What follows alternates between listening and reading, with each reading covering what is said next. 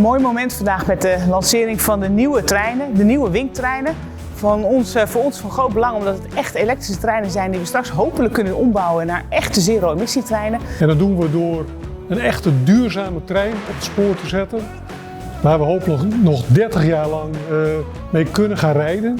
En die ervoor zorgt dat substantieel, structureel de CO2-uitstoot naar beneden wordt gebracht. Nou, allereerst is het natuurlijk belangrijk dat onze reizigers heel comfortabel en goed vervoerd worden. En het heeft gewoon heel veel nieuwigheden. Je kunt aan de buitenkant heel goed zien of een coupé helemaal vol zit of dat er nog genoeg plek is. Maar ook bijvoorbeeld voor de reizigers de dubbele schermen waarop we veel meer informatie kwijt kunnen. Dus ik denk deze treinen dat het de reizigers met een hele plezierige manier naar zijn bestemming zal gaan brengen. We hebben een prachtige mooie trein, een stille trein.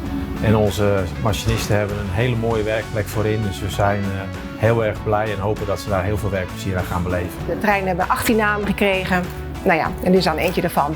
En hij is ook fantastisch vormgegeven, iedereen kan gelijk zien wat dit Oeral is. En iemand die nog nooit naar Oeral is geweest, zal ongetwijfeld heel nieuwsgierig kunnen raken als hij hier staat en die mooie plaatjes ervan ziet. Voor mij natuurlijk al bijzonder met de hongerige wolf achter mij.